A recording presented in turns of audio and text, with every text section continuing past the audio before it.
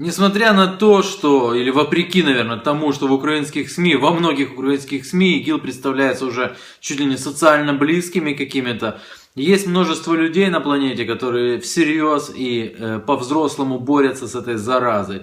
Вот один из таких людей, гражданин Соединенных Штатов Америки. Скажите, пожалуйста, как вас зовут и откуда вы?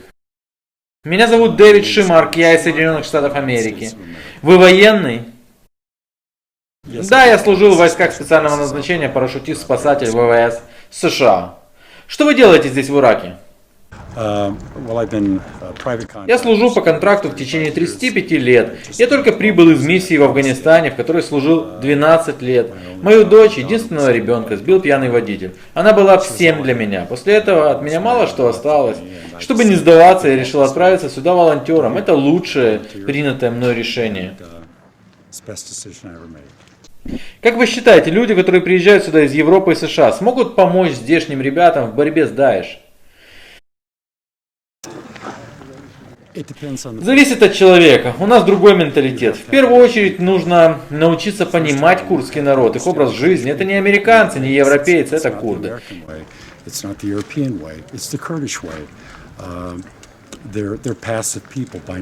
Это правильные люди по своей натуре. Любой, кто думает, что может прийти на их землю и начать тупо стрелять, ошибается. Такого не произойдет. Нужно понимать их образ жизни, принимать его, стать частью братства, частью того, что они делают. Мы все учимся друг у друга. Я учусь у них, они учатся у меня. Но да, совершенно верно, то, что мы можем им помочь. Как вы считаете, европейские страны Америки делают достаточно для того, чтобы уничтожить Даиш?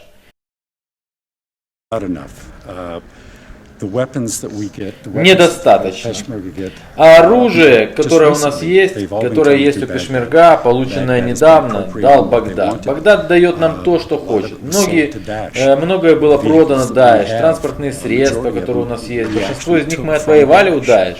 У них есть американское оружие, американское противотанковое оружие. Their equipment military-wise is much, it's far and above anything that Pesh has. Их военное снаряжение намного лучше, чем то, что есть у Пешмерга. Но суть в том, что война выигрывается волей, а не страхом. А у этих людей есть воля. Защитники сектора были здесь 3 недели назад и начали доставлять снаряжение прямо в Эрбил. И мы помогли этому случиться, потому что нам это было нужно. У нас не было противотанкового оружия и техники для того, чтобы оттолкнуть Даиш. То есть здесь не хватает оружия для атаки Даиш с данной позиции, верно? Нет, нам нужно противотанковое оружие. Нам нужно саперское снаряжение. По линии фронта разбросано 500 000 самодельных взрывчатых устройств. Всего в 400 метрах от линии фронта. Там земля просто напичкана ими, просто некуда продвигаться дальше. Мы пришли из Шингары 13 ноября, у нас было бесчисленное количество транспорта, бульдоги были нашими проводниками. Они подрывались на минах просто потому, что мы не могли найти эти мины. У нас есть основное оружие, с которым мы можем защищаться и отбиваться, и отодвигать Даиш. Дальше есть люди из России, из Чечни. Как вы считаете, они хорошие бойцы? Абсолютно. Чеченские боевики и русские одни из лучших бойцов. Возможно, они наилучшие снайперы. Они очень хороши в пехоте. И я не знаю о цифрах здесь, но я знаю, что в Сирии они есть, и они лучшие.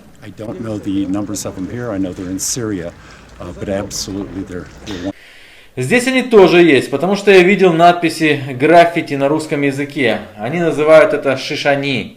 Так что они были здесь. Мой последний вопрос к вам, как к американцу. Как вы относитесь к российским действиям на Ближнем Востоке и в Сирии? Well, I think they're aggressive. I think that somebody had to take the lead. Я думаю, что они агрессивны. Я думаю, что кто-то должен взять лидерство, чтобы уменьшить агрессию и терроризм здесь.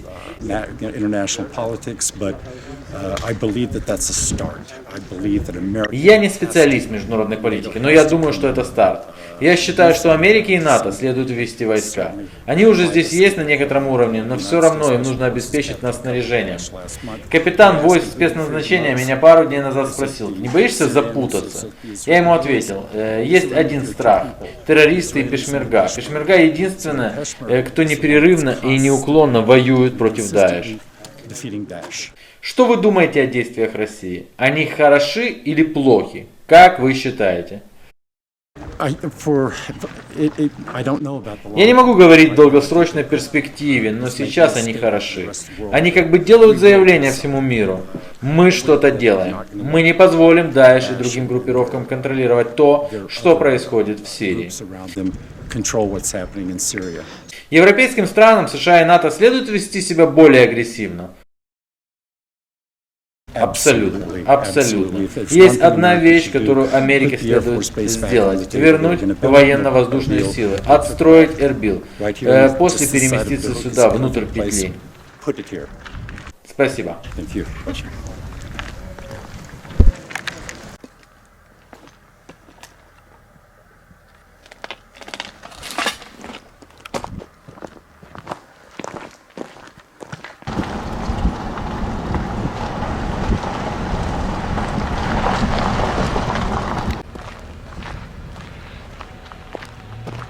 Пять.